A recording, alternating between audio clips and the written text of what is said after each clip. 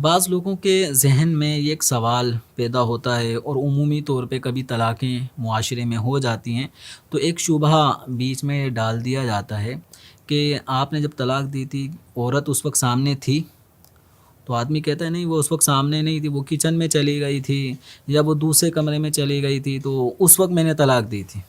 تو یاد رکھیں، طلاق واقع ہونے کے لیے عورت کا شوہر کے سامنے ہونا ضروری نہیں ہے۔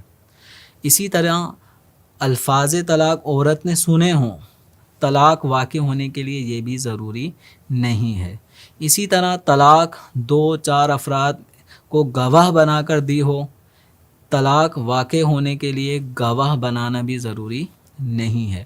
تو لہذا عورت نے سنا نہ سنا، عورت وہاں موجود تھی نہیں تھی، کوئی گواہ تھا نہیں تھا، جب آدمی نے اپنی بیوی کو طلاق دینے کے طور پر الفاظ طلاق کہہ دیے ہیں تو طلاق واقع ہو جائے گی، اور اب بیوی کا سامنے نہ ہونا طلاق واقع ہونے کے لیے کوئی رکاوٹ، مانع نہیں بن سکتا۔